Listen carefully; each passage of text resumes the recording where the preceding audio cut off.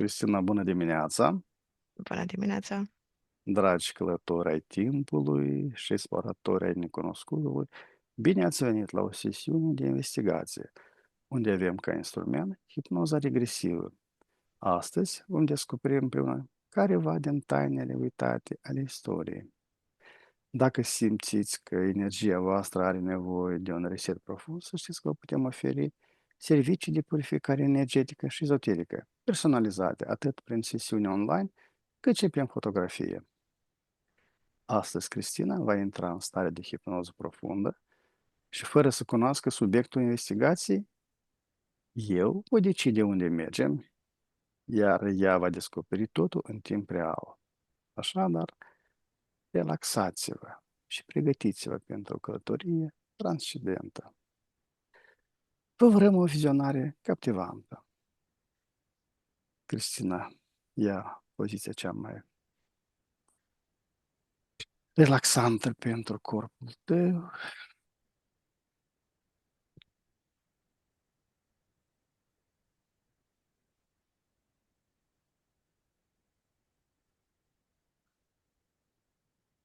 Inspiră și expiră de câteva ori profund.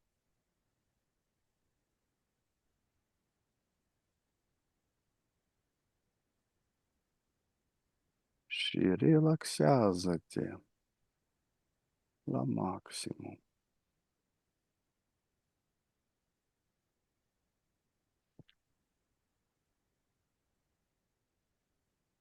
Simți cum tot corpul tău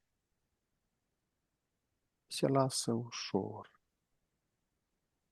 în voia relaxării.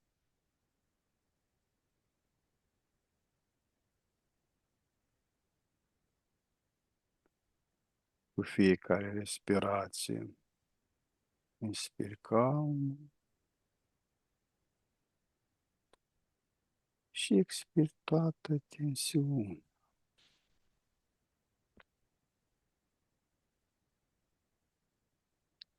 Imaginează-ți cum un val de liniște se răspândește de la cap și până la degetele picioarelor tale.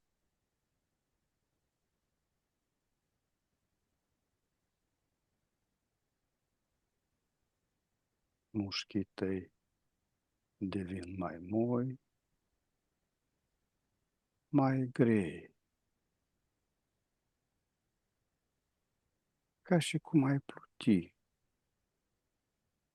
pe un nor confortabil.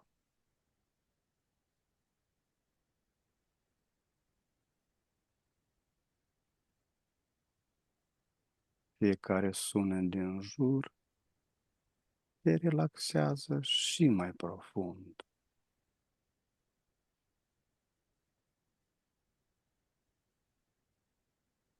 Iar vocea mea te ghidează ușor spre o stare de pace.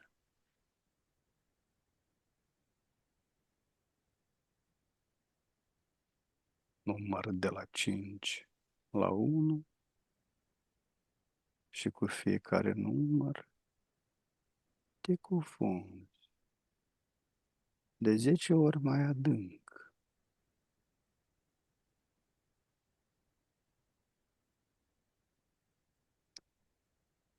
5. Totul devine mai relaxant.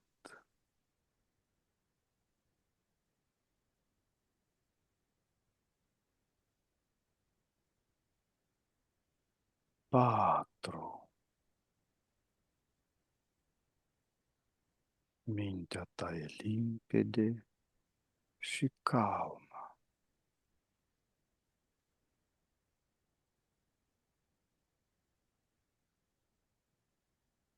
3. Simți cum te deprinzi de orice grijă.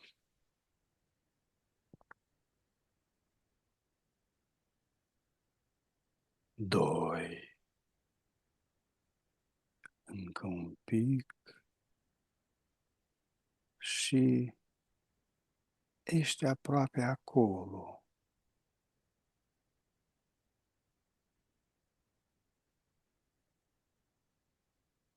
Și un.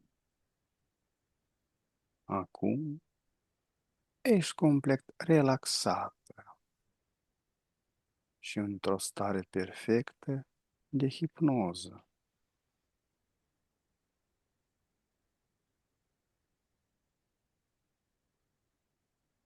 Număr de la 1 la 3, iar la 3 ne deconectăm de la conștiința colectivă. 1, 2, 3.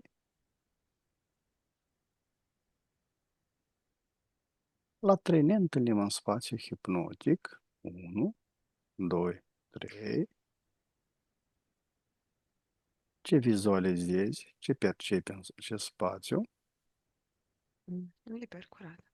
Mhm. Bine, ne ridicăm la 3 nivelul energetic și vibrațiile până la maximum posibil.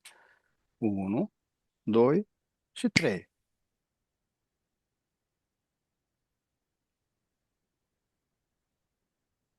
Și Număr de la 1 la 3, iar la 3 te conectezi cu toată informația legată de hiperboreea. 1, 2, 3. ok, m-am conectat. A apărut ca un șir magic de cuvinte înscrise, mai mult calcule, sunete, toate poate amestecate printr-un șir codate. Și le văd ca cuvinte energetice înscrise cu auriu, alb auriu, dar canalizate pe o structură. Și e o structură lungă, dreptunghiulară, ca un șir. Cristina, te rog un pic, apropie microfonul. Te aud slab. Acum? Da? Bine. Poți continua. La asta m-am conectat și are nuanțe de mitologie, are nuanțe de amprentele energetice a altor civilizații, a unor entități fondatoare Anunnaki de aici. La Este, asta per totală mi-a venit la conectare. mhm. Este aceasta o civilizație. O parte din mai multe civilizații, ca și cum ar fi un curent care se plimba pe atunci, ceva ce era comun, o ideologie, un standard comun. Este legată de careva locuri pe Terra. Da, mai mult se plimbă din Europa de jos, Grecia, Turcia, Iran, Mesopotamia, Egipt, se duce așa, e o fășie unde sunt civilizațiile vechi, este și ea prezentă, este și codul prezent. E în structura formațiunii de civilizații, structurii de bază.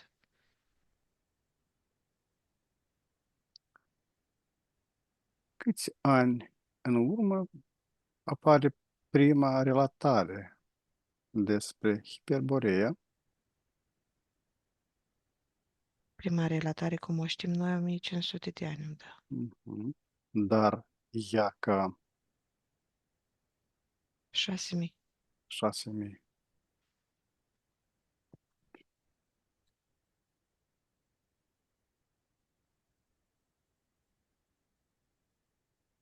La 3 adun toate aceste informații împreună și o studiem ca o civilizație aparte. 1, 2, 3.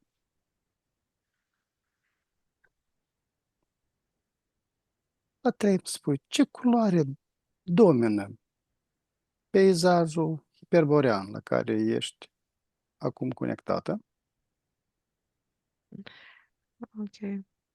Nuanță de crem, dacă ar fi numai una, din cauza structurilor de atunci. Arhitectural, văd că se aseamănă foarte mult cu Grecia antică, cu acele temple, loane înalte, cu tavanele, acoperișurile în triunghi, elemente decorative, simbolice, structuri făcute pe dealuri care să însemne o anumită vibrație, să însemne, presupune un anumit drum, anumite trepte inițiatice, dar pe care tot le parcurgi în fizic. Echivalentul a înconjuratului bisericii de astăzi, atunci era o inițiere în orice te duceai într-o instituție, făceai anumite trepte, gândindu-te, pregătindu-te frecvențional, fiindcă mergeai foarte mult pe jos, se mergea foarte mult pe jos, pe lângă caruri.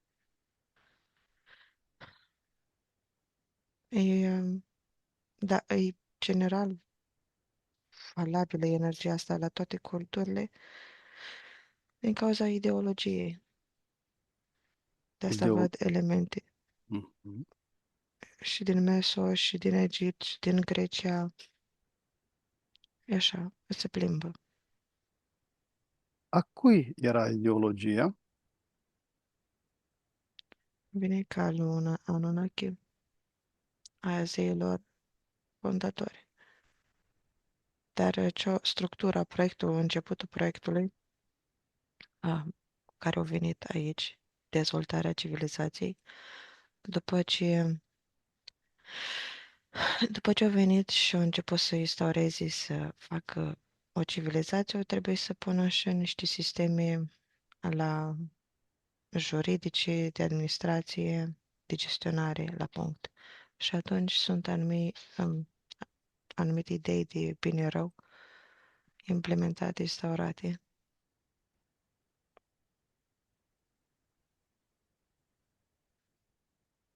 Ce vibrații sunt caracteristice pentru acest aglomerat?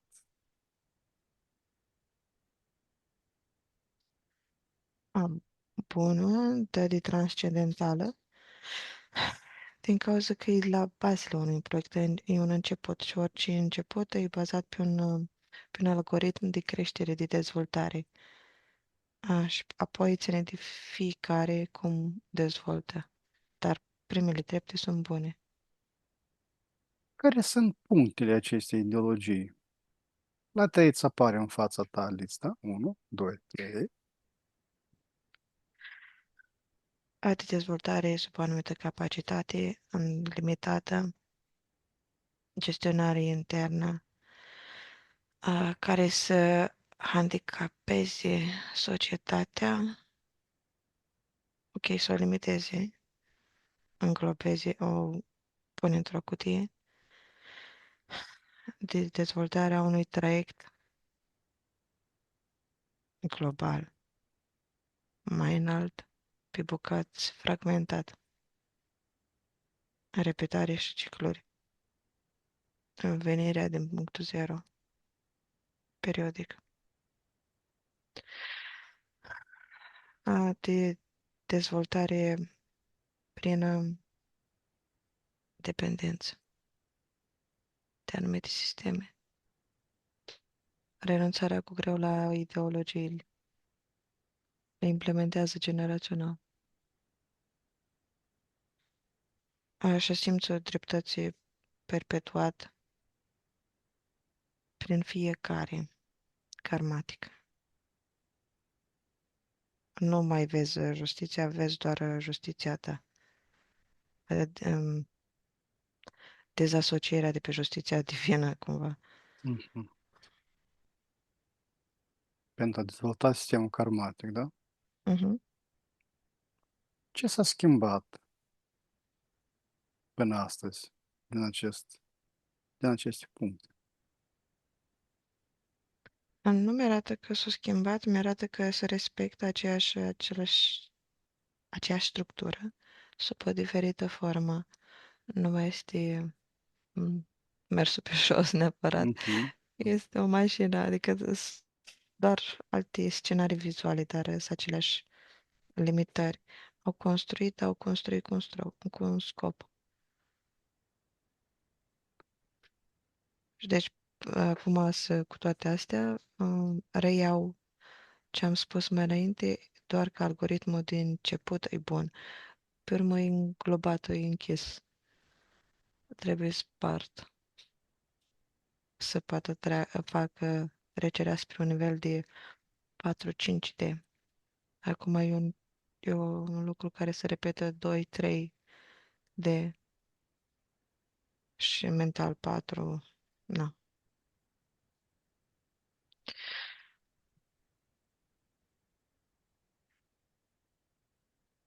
Ce sursă de lumină îți atrage atenția? False. Foarte multe lucruri false.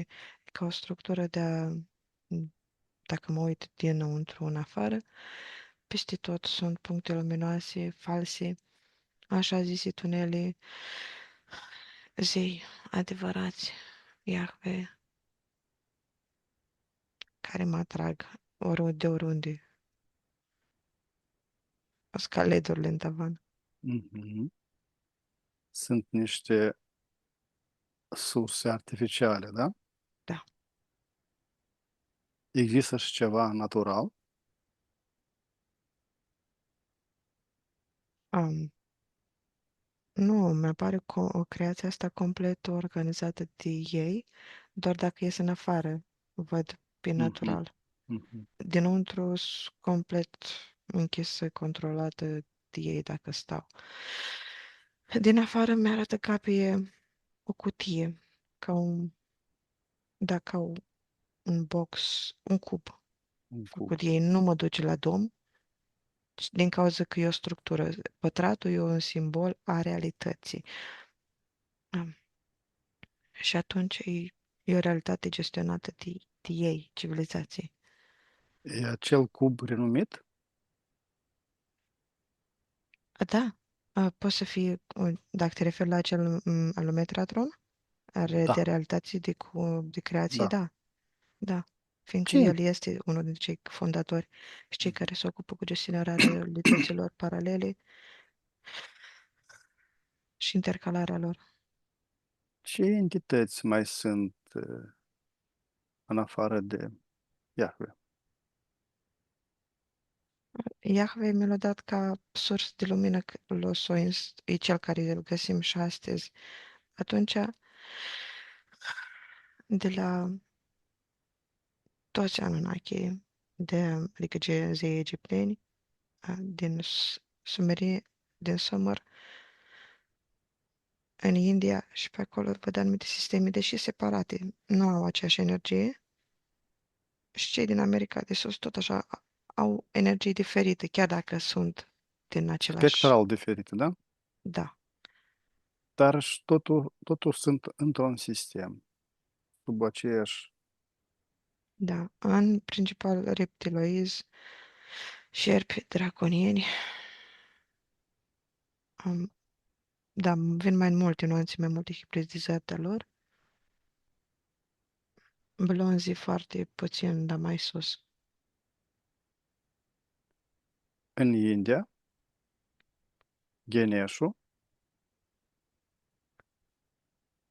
Sunt și blonzi pe acolo în combinația de Anunnaki, de specialiști, dar mai mult văd blonzii la nordici în mitologia nordică, mhm, mai sus vizual pe hartă. entitățile din India, Hanuman, Ganesh, există și ei în acel moment? Îmi pare că e o dimensiune diferită. E în Mhm. același moment o dimensiune diferită. Și pe urmă când s-au intercalat, sunt alte specii de-a lor coborâte, Adică sunt mai multe etape. Etapa de dezvoltare e diferită.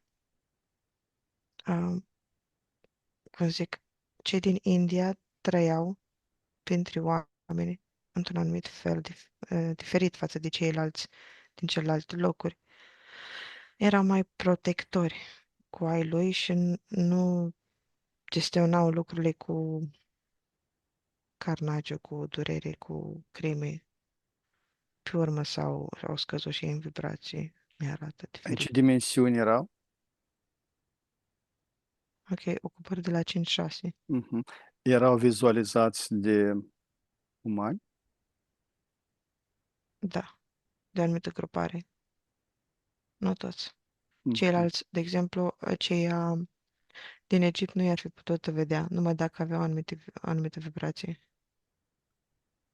Ce din Egipt, aspectul lor era așa cum îi știm noi din desenele care sunt în sursele de informații,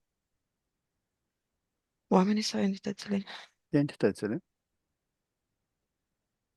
sunt diferiți. Sunt și umanizați, dar sunt și reptiloizi, draconieni, cu piele solți, Mhm. verde, maro. Sunt și umani.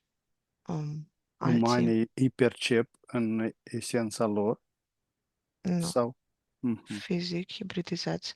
Mhm. Au corpul mai uman, au piele, dar au capul diferit, gâtul diferit, structura osoasă diferită, densitatea oaselor. Um, O apăsat pisica pe ceva tastii, mă mai vezi? Sosit Te văd, pentru... totul e bine. Ok. Colaboratorul nostru are grijă de noi. A trecut pe masă. Mm.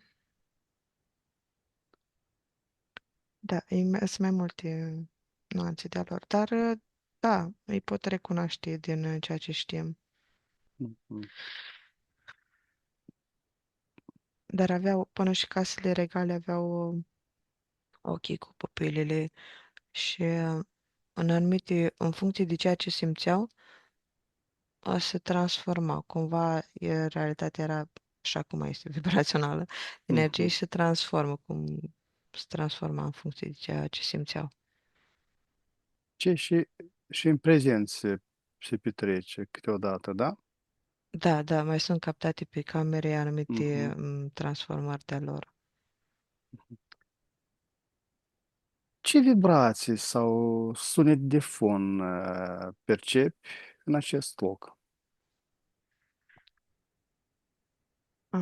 Înglobare, cristalizare a unei structuri, a unui cântec străvechi, baze, care să rezoneze cu noi în ADN-ul nostru, să funcționeze ca un program pe fundal, să dăm acorduri transgeneraționale.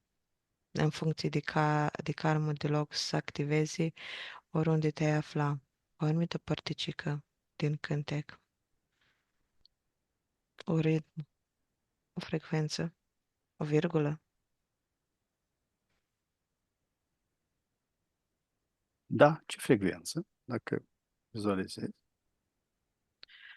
Ok, îmi apare în funcție de karma personală și de lecțiile de nivel vibrațional. E personalizată în funcție de sistem, de tine, că tu o dezvolți dinăuntru. Ea are un anumit cod, are structura, ăsta, cubul, e în el de desfășori, cumva, cu programele, în realitatea asta. Frecvența Schumann de astăzi are legătură cu acest fon. Da și nu. Numai dacă în realitatea ta este foarte prezentă. Îmi arată că poate să existe paralel individual fără să fie afectată, că realitatea e construită de ceea ce de factorul colectiv. Dacă are relevanță, atunci da, poți să influențeze. Care era cifra prevențională în acel timp. Ok, îmi arată că de la minus uh, diferite scări, 8800 până la plus 800 și plus 8000. Și are legătură cu semnul infinitului de continuitate. E și un algoritm al infinității aici, al perpetuării karmatice, devii tu o sursă a baterie care conține continuu un sistem. Ce element pare să fie sacru sau esențial aici? Ok, nu e sacru, dar e programarea transgenerațională, așa văd și dimensională. Ca și cum e prins o forță cosmică galactică, transformată și codată în algoritmul de aici. Toate tiparele arhetipale, toate tiparele, codurile din afară sunt codate și înăuntru, as above, so below. Precum în cer, așa și pe pământ, codul ăsta este pus ca să funcționeze pe o structură naturală. Fiindcă noi suntem un univers, un univers, un univers. Înăuntru nostru avem multe versuri. Multe. Da, Este o infinitate și în afară și înăuntru, da? da. Și atunci ei codează în felul ăsta și pe structura noastră, codurile lor, programele.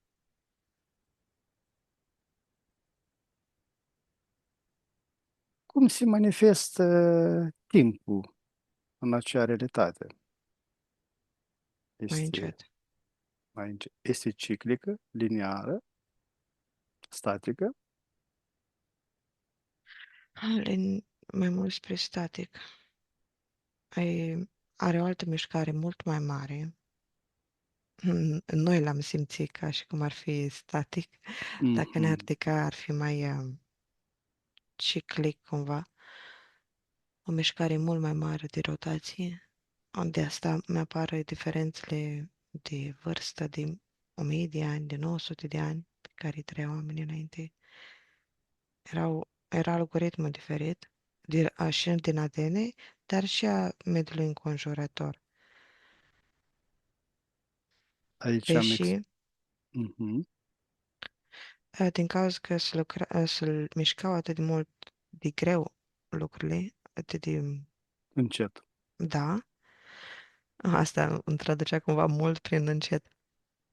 Nu mi-arată că deveneau foarte înțelepți în 1000 de ani.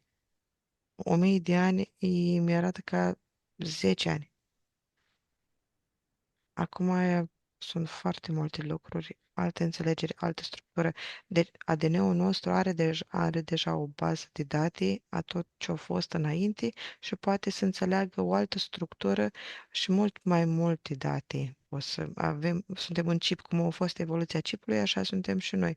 De la un hard disk, un floppy disk, până la un microchip cu o capacitate extraordinară. Așa mi-arată și diferența dintre cei de atunci, ca avatari ce aveau, și cei de acum, noi.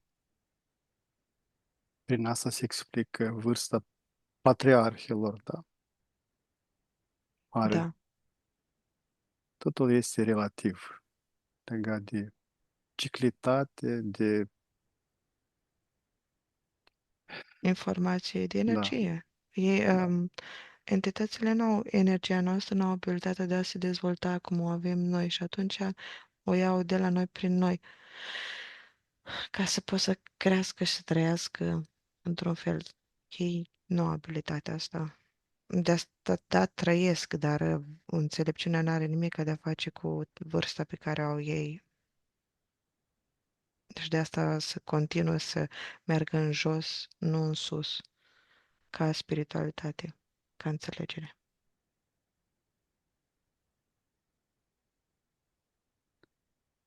Care este sursa primară a înțelepciunii sau a puterii în acea societate? Ok, îmi arată în structura de atunci, organizată prin concentrare, un obelix și o piramidă. Obelixul este un cristal cu o piramidă în vârf.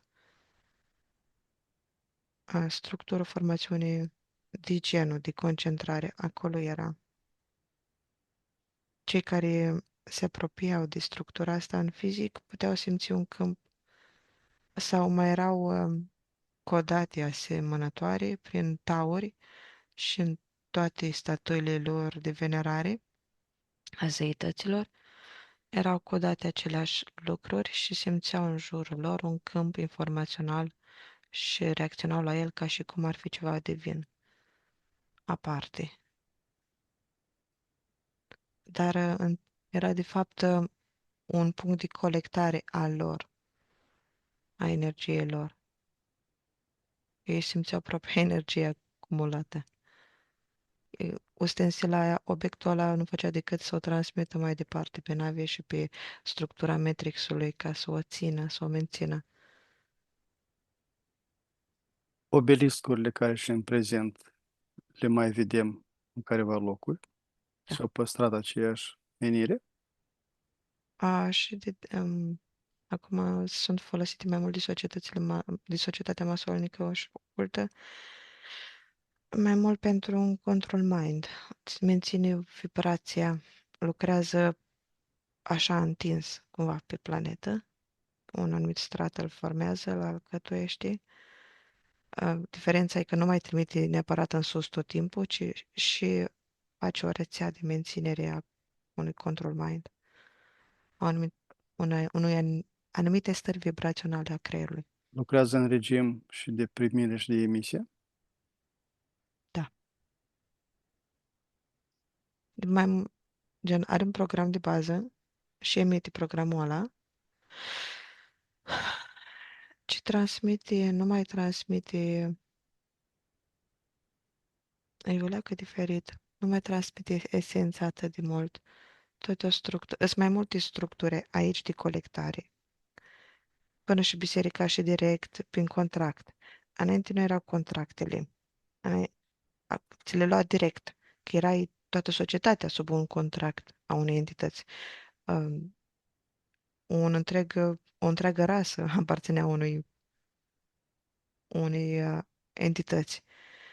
Acum, chiar dacă trăim într-un oraș, fiecare parte subliminare are contract cu entități diferite și atunci și obelixurile astea funcționează pe o anumită Diferit. structură, da, fractalizată.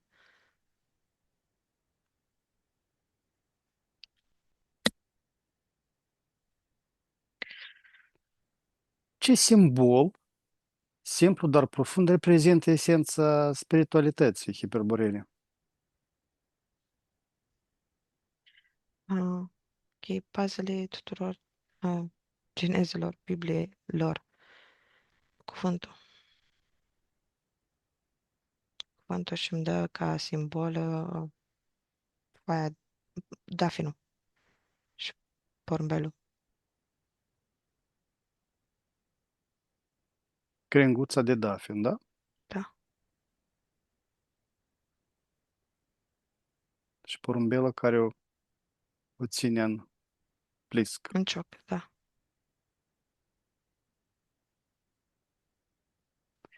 Cum se transmite cunoașterea esențială între generații sau ființe? Arată că verbal, că am porumbelul e un simbol a cunoașterii date mai departe, verbal. Da, sunt și anumite structuri scrise codate în cum se... Vrei să ne ridicăm vibrația că nu Da, vin la 3 cuvintele.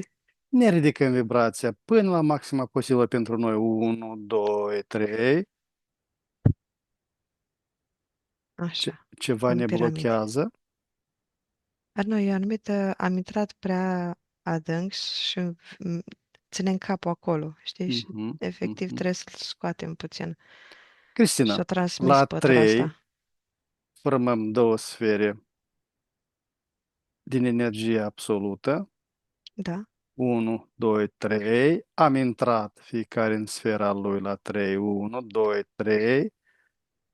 Suntem izolați de acea energie, dar putem explora totalmente. Ok, e cam groasă zidul ăsta și filtru. Ok, bun. Simți o blocare în percepere Da, cu această sferă? da. Socoți că este mai bine să o neutralizăm? Tu poți să o lași așa, fiindcă tu trebuie să menții ca Mhm, himnoperator structura din afară. Eu am nevoie să mă uit și să prind vibrațiile. mhm. Bine, Cristina, elimină această sferă pentru tine, dar te Așa? izolezi energetic, ești doar pentru a percepe, pentru a simți și nu pentru a primi careva influențe din partea locului unde te afli. La 3, 1, 2, 3. Ok, stau așa. Restul nu pot. Ok. Bun, chiar dacă erau înscrise, sculptate, trimise și prin imagini mai departe, prin cele sculptate, informația se transmitea prin inițieri, prin vorbă. De asta, în momentul în care se vorbea, se crea o conectare, se transmitea energia vibrația mai departe, diferit. Că este implementarea programelor prin atingere, prin contract vizual, cu ochii, când te uiți la o persoană în ochi, intri între ghilimele, în sufletul persoanei. Codezi acolo.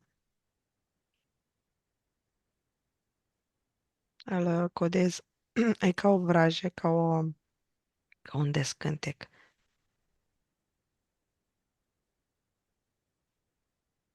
Se poate transmite gândul prin acest contact Mai vizual, mult de atât. Mai mult de atât, esența, poți să dai vibrația exactă. tot în spectrul emoții, gând, Da, dar stări. poți mai mult de atât, poți cu gândul să pui altă intenție și cu vorba să spui altceva. Spui altceva, dar îl codezi prin Camufla. privire. Mhm. Da, de asta se codează transgenerațional. Și intră într-o anumită stare în momentul în care se predă, elevul intră într-o transă. Este folosită această Și în ziua așa, de azi. tehnologie și în ziua de azi.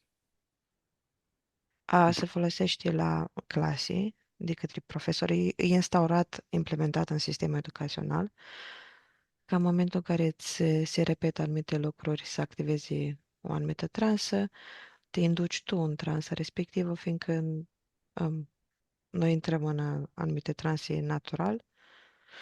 Când te uiți la mare, iarăși intră într-o transă, e folosită în biserică de către preoți și de către dictatori și de către oameni, de către politicieni, orice dinamică de o persoană care vorbește unei mase. E un cod de predare, învățare. Numai că se Orice, predă mai mult, se predă valoarea, se predă vibrația, se accesează egregori, se dă efectiv conexiunea egregorul. Că în lumea cumpără emoționalul, se conectează cu vibrația cu care vorbește. Dacă e un om mai cu patos și care turăi într-un anumit fel, o să conectezi pe acea vibrație. El poate să zică anumite lucruri cu gura, dar poate să transmită altceva la nivel vibrațional și aia să percepe, nu neapărat ce o zic cu gura. Așa văd folosesc că era înainte folosit și acum. Se folosește cuvintele ca containere pentru a introduce careva idei și le transportă ideile prin cuvinte, Da. prin fraze.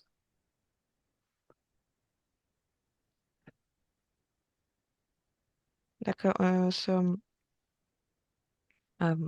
e baza, civilizația de atunci este baza la civilizația de acum.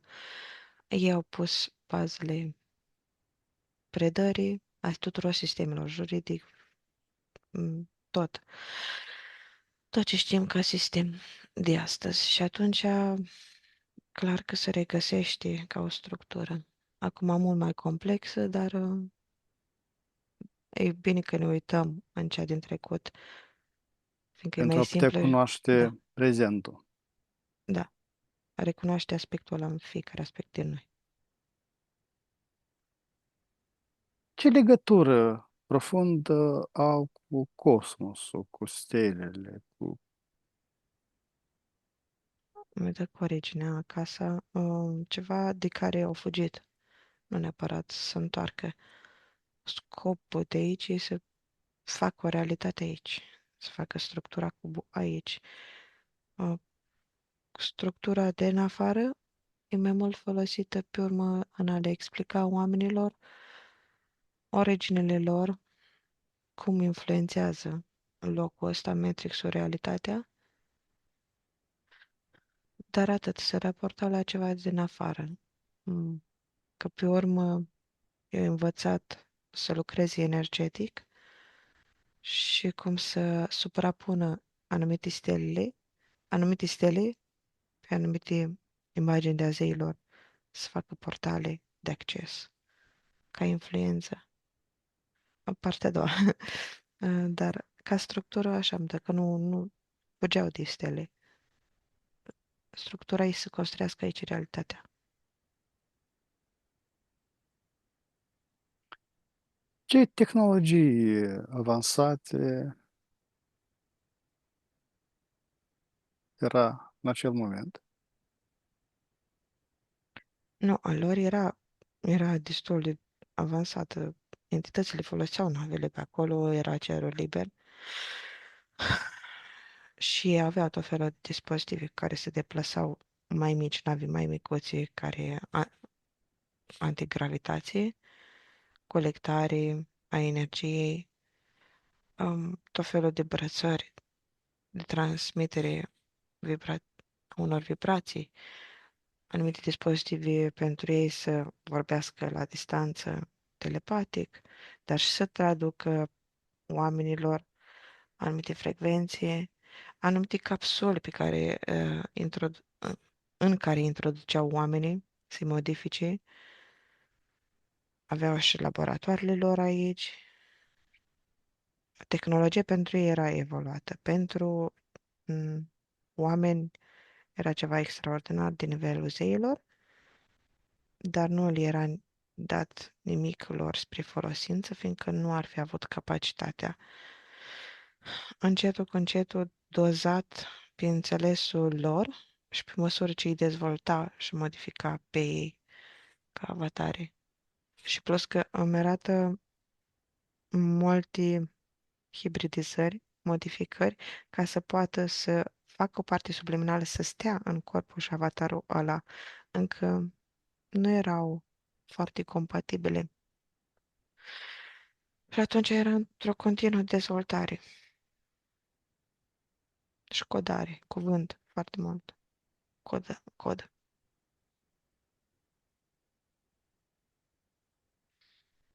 Ce rol joacă sunetul, muzica sau mantra în viața și știința lor de atunci? Ok, ei cântau anumite lucruri, spuneau, se rugau într-un anumit fel, un anumit fel care a fost predat și a fost implementat ca să înscrie și ei, cumva au început partea subliminală să învețe să codeze avatarul, să susțină Matrix-ul. prin acele dansuri, acele cântece, acele cuvinte, au început ei să codeze Matrix-ul. Astăzi, deja ADN-ul nostru și cultural, toată suprafața este codată deja cu ce au început ei atunci. Dar pentru asta au inventat mantrele și slujbele la anumită oră ca să poată să susțină un Matrix. Îl văd slab energizat, de asta tot le dădea motiv de sărbătoare, se adună, îi punea pe o anumită vibrație prin mâncare, prin băutură, de bunăstare, ca să elibereze și anumite chimicale în ei, să simtă bine, să le creeze o dependență de acele programe, să le facă singuri. Dar ca forțe frumoase pe care le pot vedea, erau, le văd la cei care se conectau cu cosmosul, cu universul într-un fel, cu forța de dincolo de Matrix, fiindcă nu era atât densă structura Matrixului ca acum, și se trecea cei care, părțile subliminale care își aminteau cine sunt sau aveau fărămiții de amintiri, se puteau conecta și văd lucrul ăsta făcându-se noaptea, uh, sub cerul înstelat, lângă lună,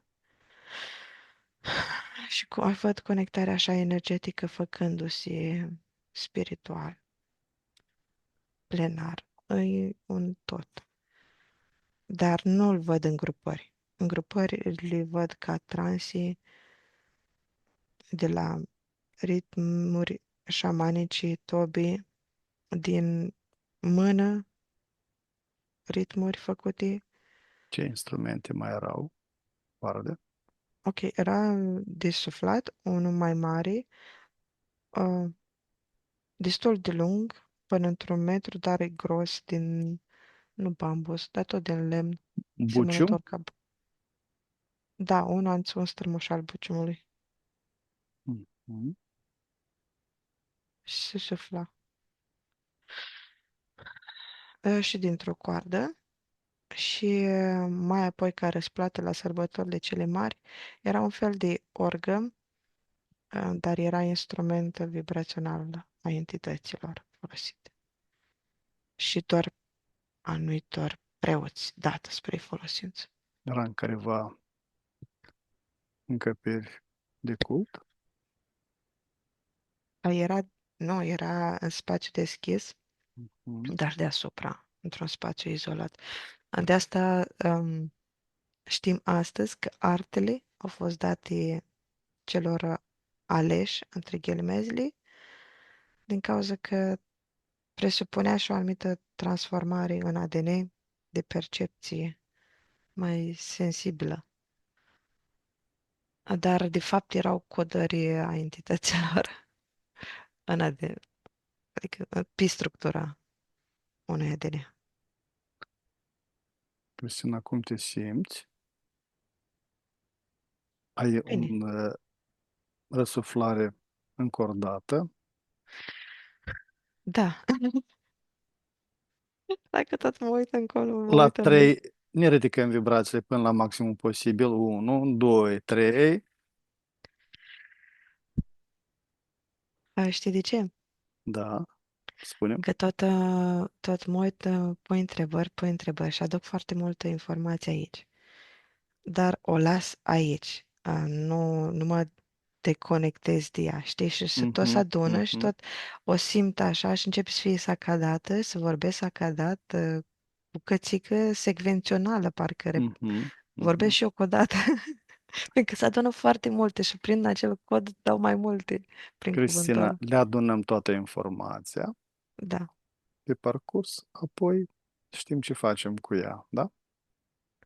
Ok, dar să o pun deocamdată Da, deoparte da, să nu mă mai... depozitează, da, ca să nu te afecteze. Oricum, sesiunea este prea scurtă pentru a expune foarte multă informație. Da, Dar, practic. dar și pentru părțile subliminale o să fie suficient și ceea ce vom putea. expedia către Da. dânsele. Care este starea predominantă a conștiinței individuale în acest, să spunem, popor, această civilizație? Ok. Mhm.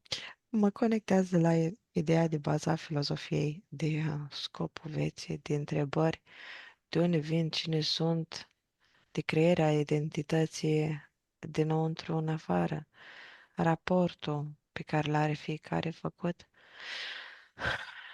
și ce-a pus bazele societății actuale, căutarea asta a lor, identitatea lor pe care o căutau. Fiindcă ADN-ul era într-o continuă schimbare și atunci nici ei nu mai știau cine sunt și ce sunt, la ce să raporteze. Asta mi pare. Da.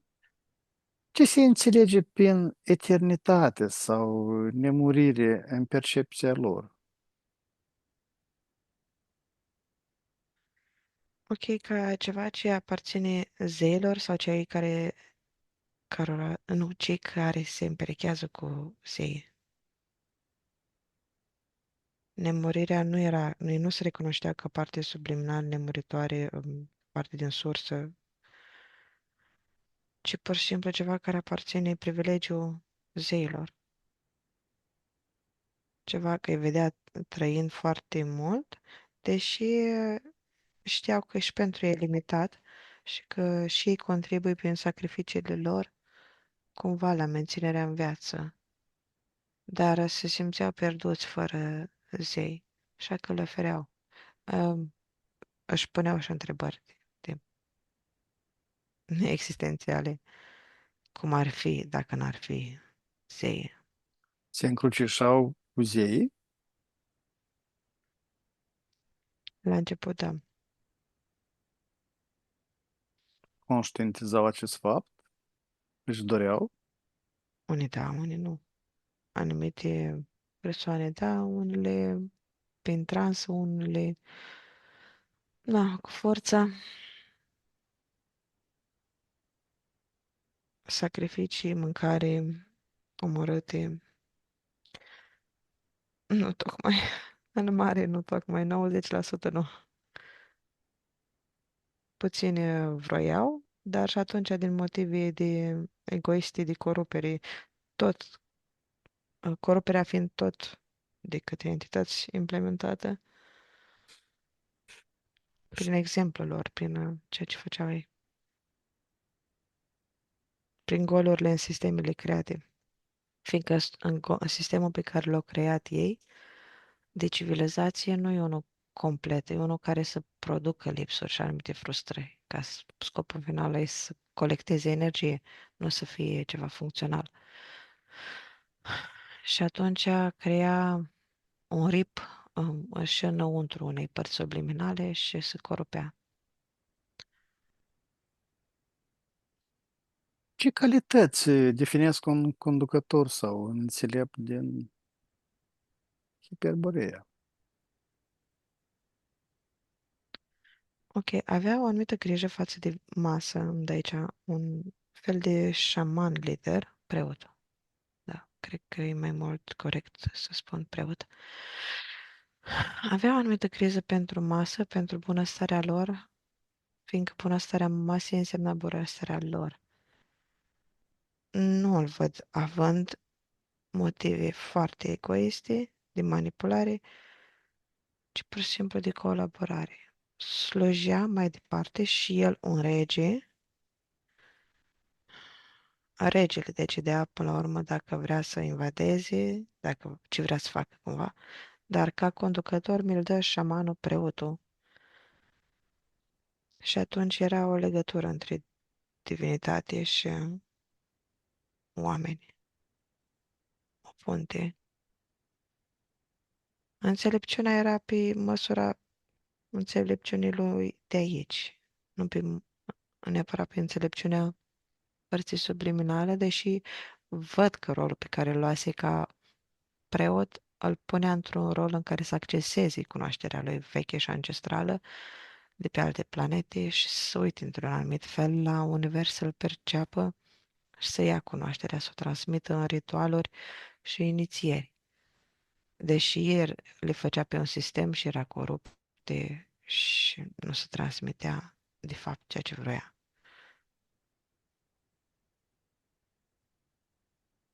Ce personalități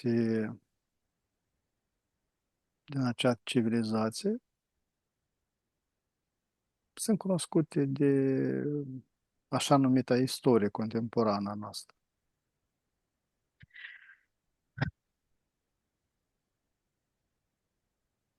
Că mi dă ca zeii biblici. doar zeii biblici. Da, în prima parte a Bibliei Mhm. Bine, oricum, și nu. regii de atunci, tot din Biblie sau din vechile scrieri, spune. Cum se manifestă armonia dintre civilizație și natura, mediu?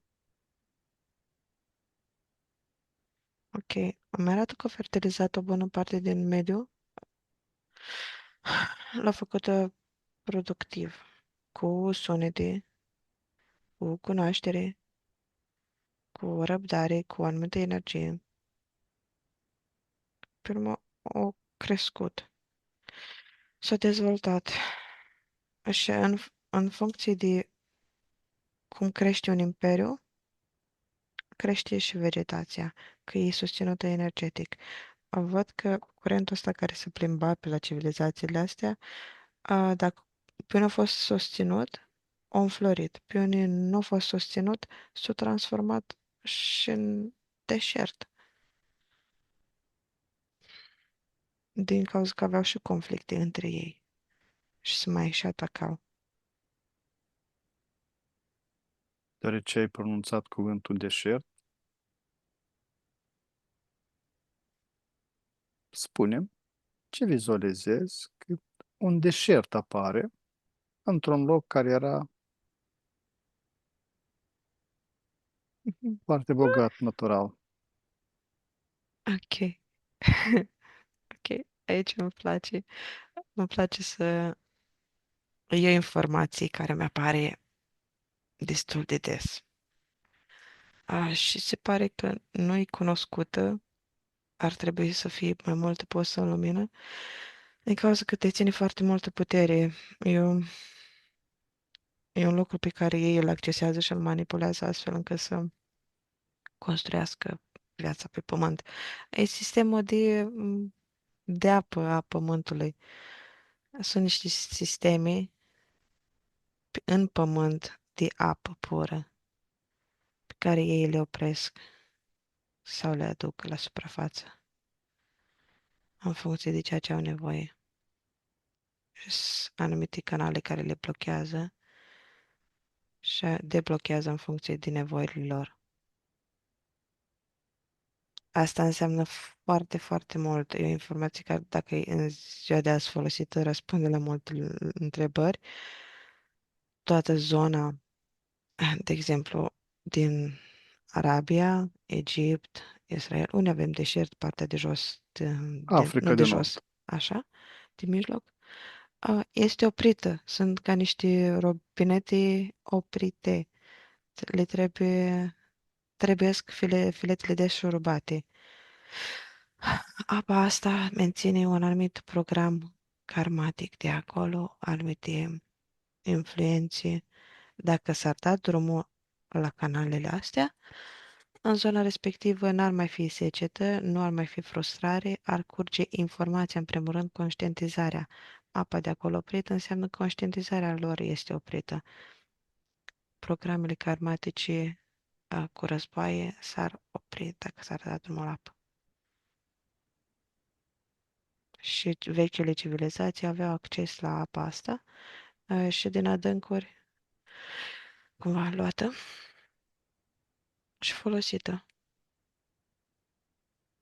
Toate, și plus pe lângă cunoașterea lor de irigație și de a gestiona un oraș primitiv, între ghilimele primitiv, fără conducte, adică pe sistem natural, prin piatră, prin, pur și simplu, prin matematică și prin observație, post și structurat. Nu. La, întrebarea la informația asta m-a dus. Mhm. Foarte bine. Unde se află acest pupitru de comandă? Unde sunt robinetele? Sunt mai multe puncte. Mhm. Peste tot sunt, zi, peste tot, în jurul, de exemplu, Tigrului și Eufratului, Mhm. sunt mult mai multe. E un șir întreg, e o rețea. Acolo e plin, dar e oprit. Drumul mătăsii era Mhm. plin de fântâni, dar acum secate. La fel și în Egipt și în Israel. E plin, numai că Da. eu văd, am harta și mi-apare puncte, puncte, puncte roșii. Bine, nu să ne abatem de la tema investigației de astăzi. Mai Mhm. revenim la această tematică, dar îți mai pun o întrebare legată de deșert. De unde s-a luat nisipul peste acest teritoriu? E transformat natural, îmi pare.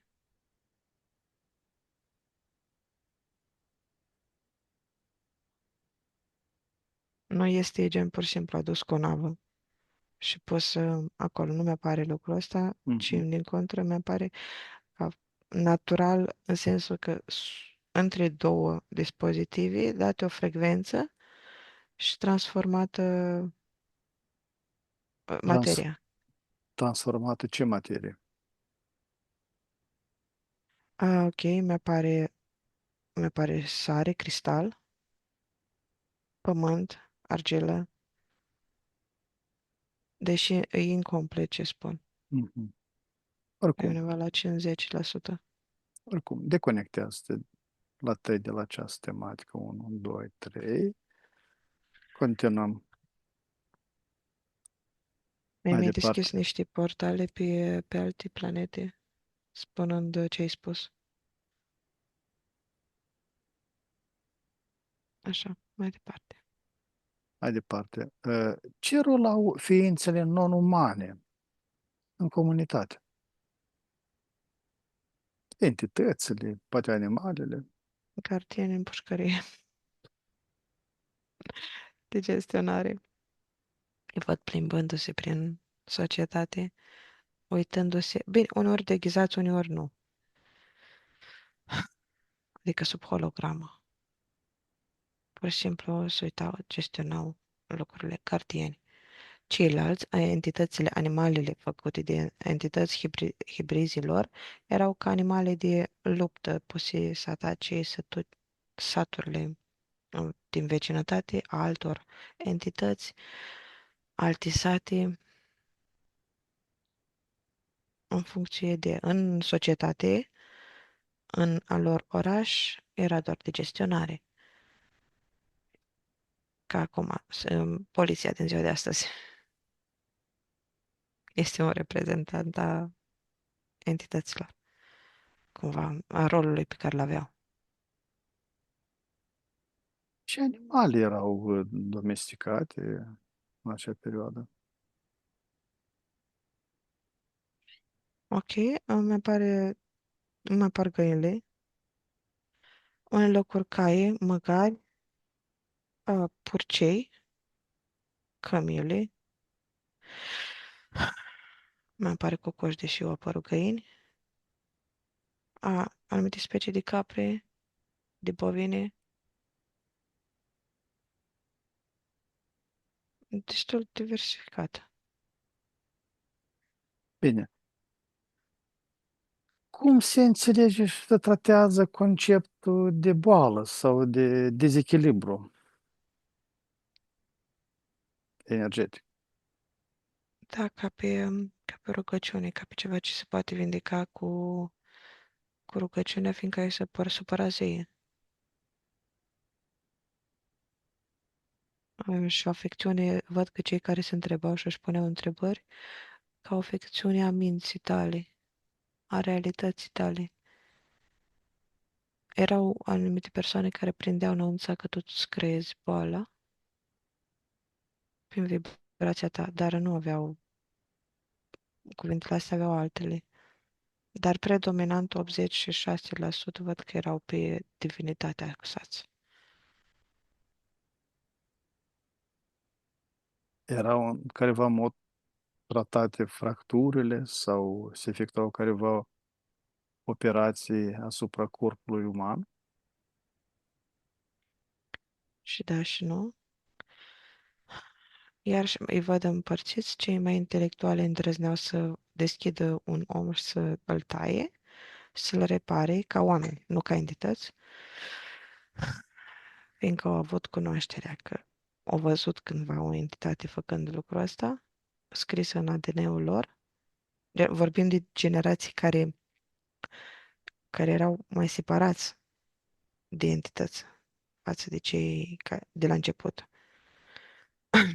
Sunt 3-5 generații după. Și în rest îi trata cu argilă, cu tot felul de amestecuri. Îi trata dacă își rupeau ceva prin exterior. Într-adevăr, sunt anumite rugăciuni pe care le făceau de regenerare a structurilor sau anumite dispozitive la templii care radiau și schimbau structura celulară, dar foarte puțini. Majoritatea erau lăsați așa, să vindece singuri, să se ducă pe la tot felul de tăumăduitori. Era, da, în ignoranță totală. Pe când cei care au crescut, primele generații, care au crescut cu entitățile, erau vindecați și manipulați de către entități. Nu era boală. Atunci era pur și simplu, ei au dezvoltat boala ca programe de implementare a fricii și a rușinei, vinei. Ce ritual simplu, cotidian, reflectă conexiunea lor cu sacru?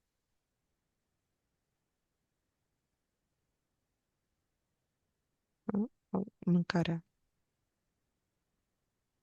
Mâncarea. Ce percepeau ei ca viață, elementul de mâncare, Este cu închinau radarul zeilor. zeilor, da? Da, altfel nu putea să cunoască. Um, Mai târziu a devenit ca orice etapă în orice făceau, până și în cunoaștere, în orice sistem, aveau ca un fel de rugăciune de bun început, ca și se regăsește și astăzi. O formă de salut, o formă m, de cuvânt la începutul unei fraze, unei faze, nu fraze.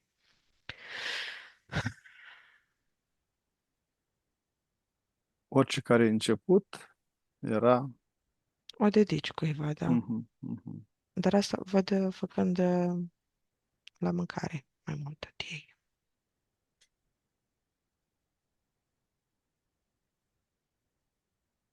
Cum este percepută și gestionată energia individuală sau colectivă?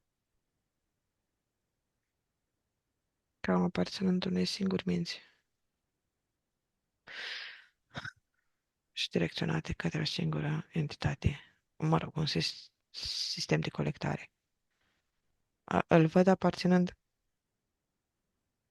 în fiecare societate avea entitatea sau sistemul Anunnaki ancorat. Zeul lui, Mhm, cu templul lui. da.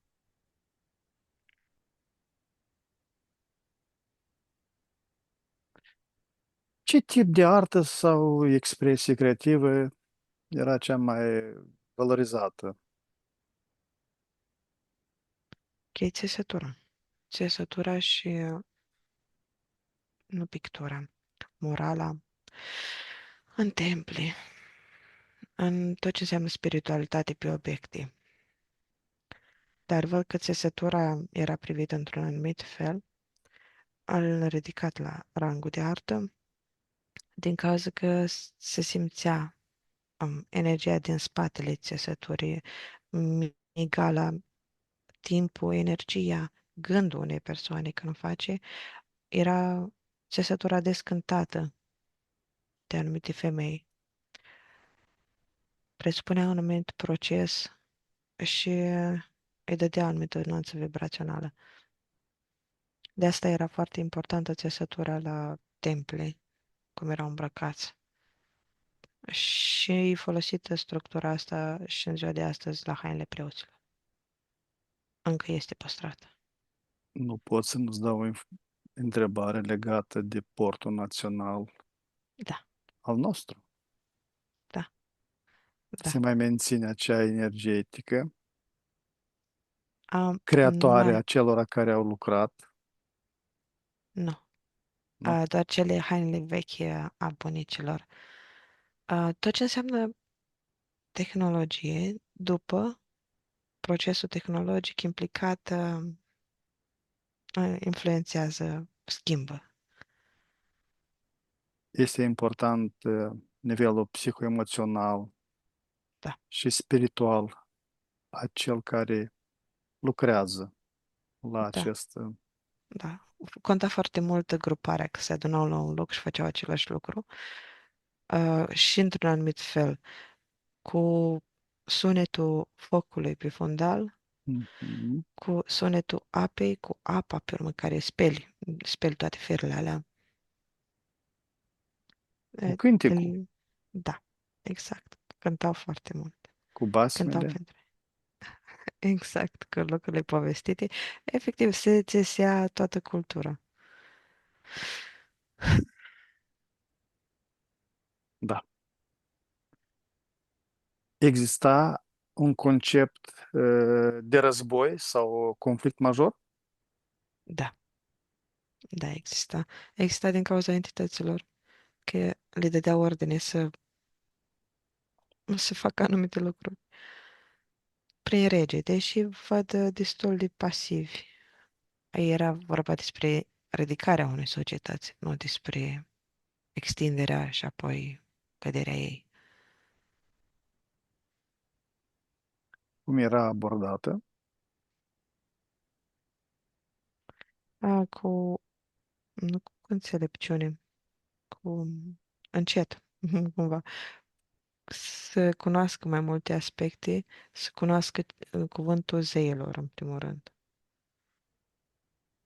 Asta totul decidea zeii și ceilalți înțelepți care se foloseau drept de cuvântul zeilor, de coruperea preoților.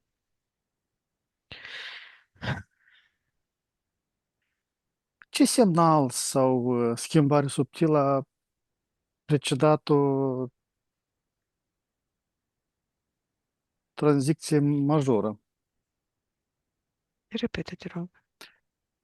Ce semnal sau schimbare subtilă a precedat o tranziție majoră de transformare a societății? Ok. Îmi dă că celelalte entități au vrut să se extindă. Intențiile lor au fost diferite și au venit altele în apropiere și mai multe. S-au aglomerat ei între ei și au început să mănânce ei între ei și prin urmare și-au trimis soldăței, adică carnea noastră de tun, noi, uh, oamenii, la luptă. Asta îmi dă ca factor coruperea lor. Mhm.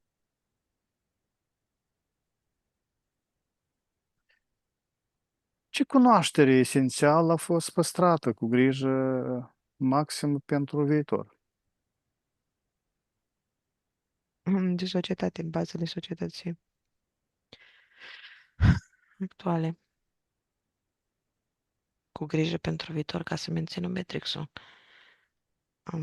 Într-adevăr, atașamentele în care s-au dezvoltat atunci au fost mai puternice, s-a făcut cumva dintr-o iubire, dar iubirea respectivă e un atașament și atașamentul contribuie la menținerea matrixului.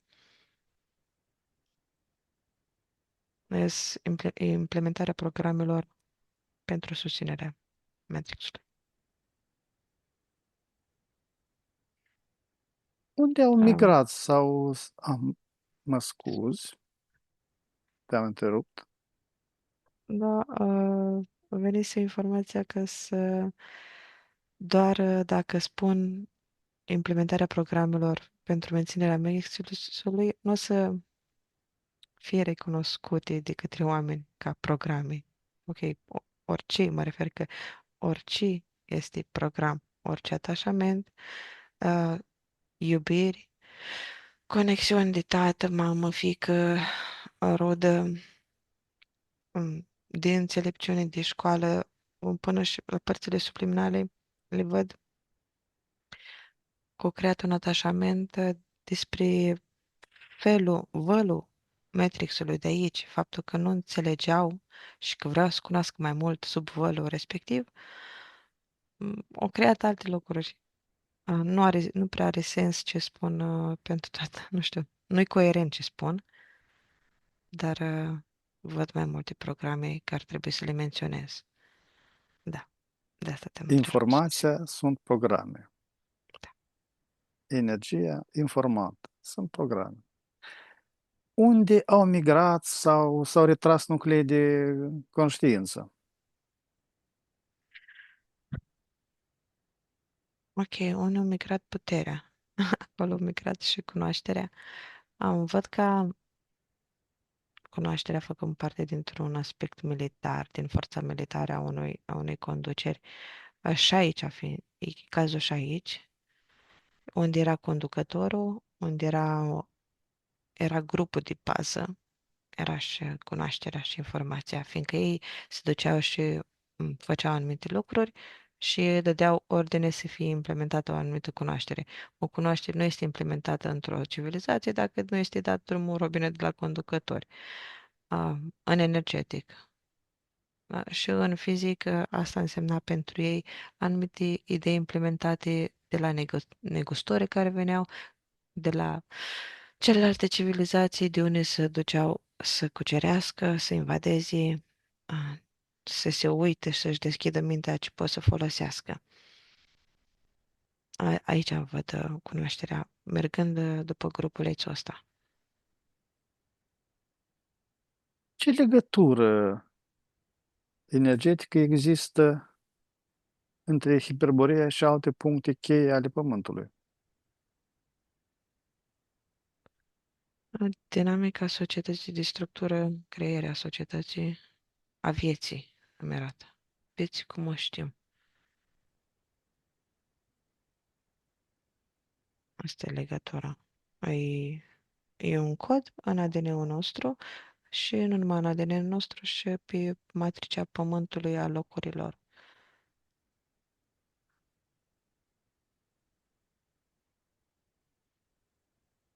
Ce mesaj lasă această civilizație pentru menirea de astăzi?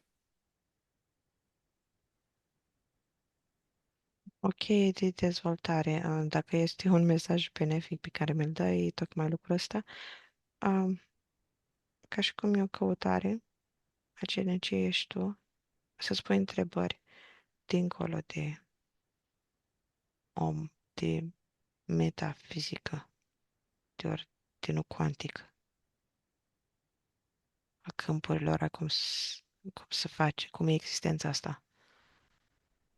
O să manifeste lucrurile. Încolo duce, ca mesaj benefic.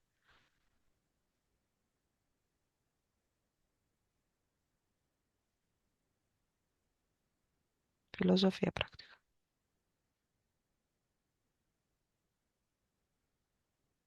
Ce a cauzat pierderea legăturii dintre legături directe sau căderea,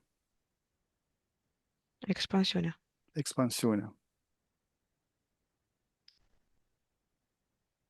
În momentul în care au vrut să devină mai mult. Au început declinul.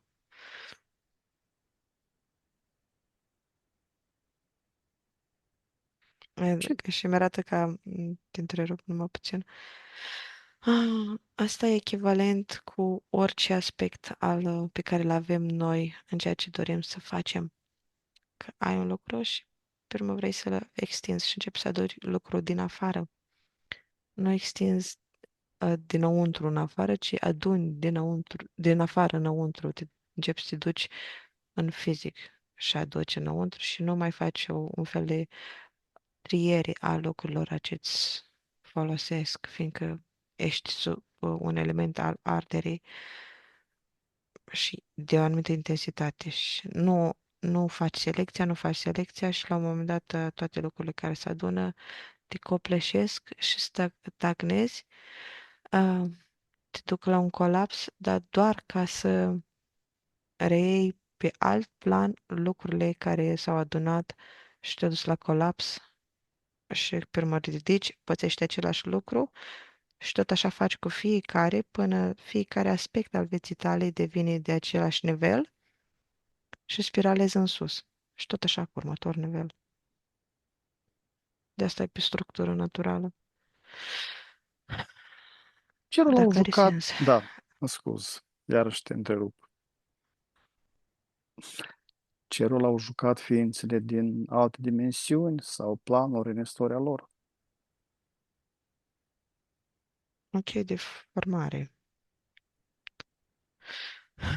De formare a civilizației respective, a valorilor ei. Totul, masa, casa, tot a fost dat de structura religioasă, de entități, de creatori.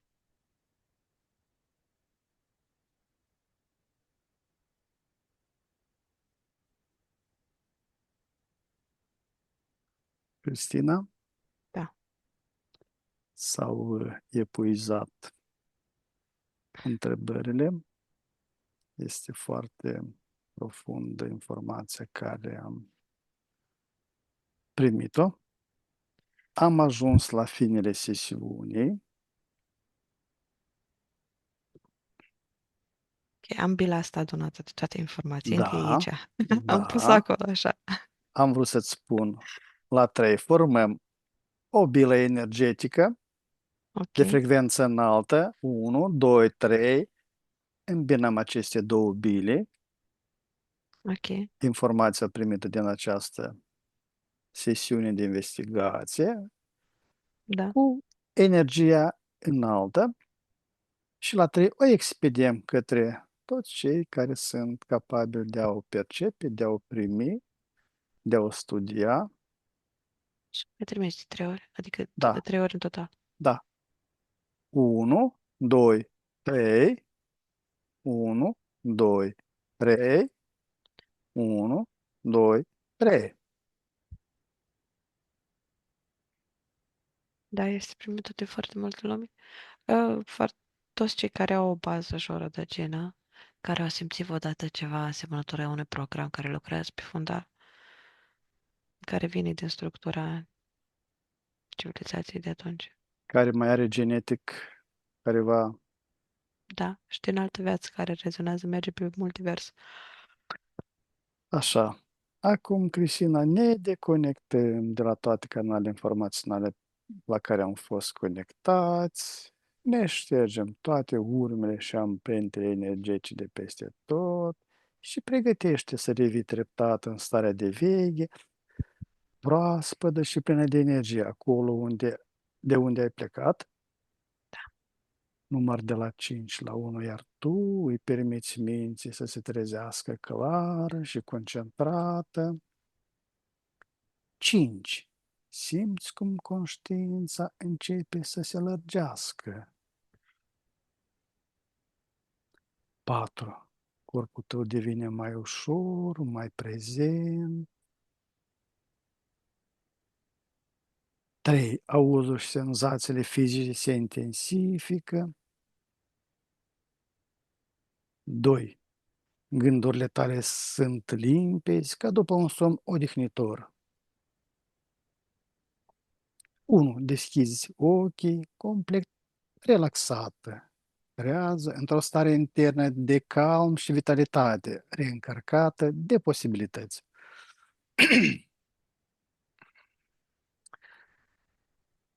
Cristina, bine ai revenit.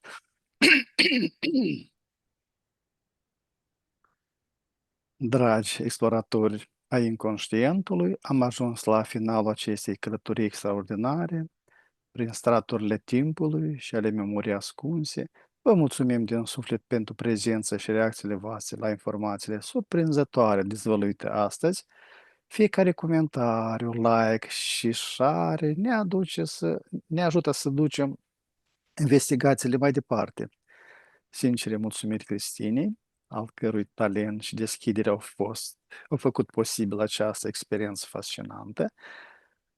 Dacă ați fost intrigat de ceea ce ați văzut, nu uitați să vă abonați și să vă activați clopoțelul de notificări pentru a nu pierde următoarele sesiuni. Până data viitoare, rămâneți curioși și deschiși la misteriile pe care mintea noastră le poate dezvălui. Vă urăm liniște și descoperiri interioare. La revedere, numai bine!